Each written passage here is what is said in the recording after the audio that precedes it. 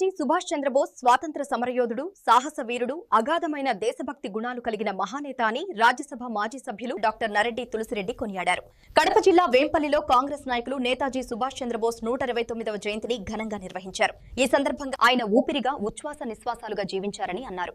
దేశమాత స్వాతంత్ర్యం కోసం విదేశాల్లో ఆజాద్ హిందూ ఫౌజ్ అనే సైన్యాన్ని ఏర్పాటు చేసి బ్రిటిష్ పాలనపై సమరం సాగించిన పోరాట యోధుడు అని గుర్తు చేశారు.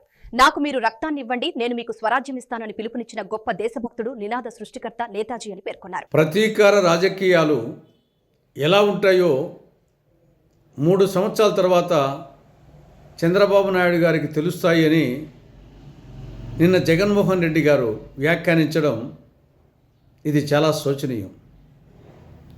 జగన్మోహన్ రెడ్డి గారికి ఇంకా జ్ఞానోదయం కలగలే.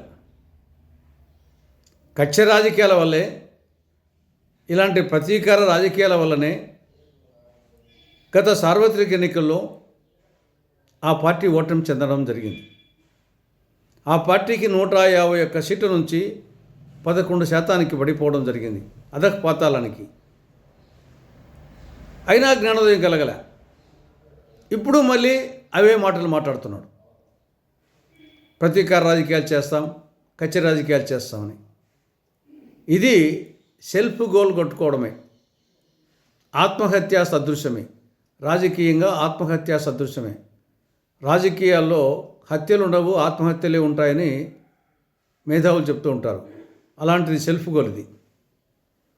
ఇక రెండవ అంశం, ప్రతిపక్ష నేత హోదా ఇస్తేనే శాసనసభకు వస్తానని చెప్పడం జరిగింది. ఇది కూడా విడ్డూరం, హాస్యాస్పదం.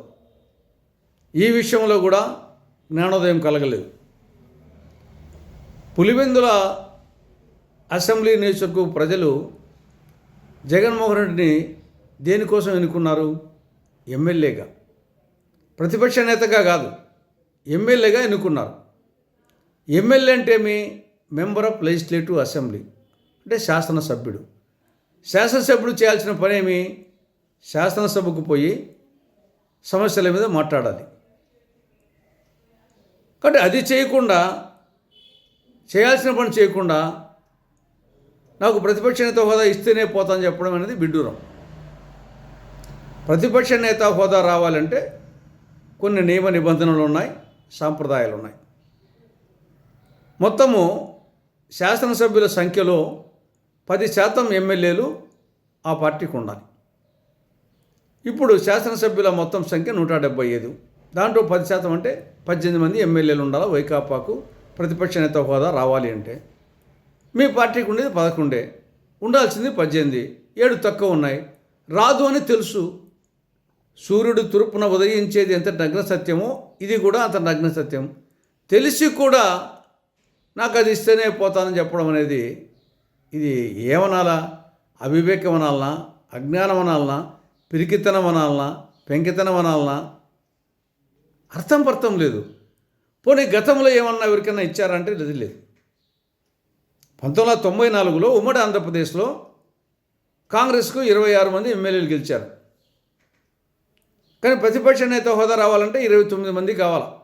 మొత్తం అసెంబ్లీ సభ్యుల సంఖ్య 293 కాబట్టి దాంట్లో 10% అంటే 29 కావాలా.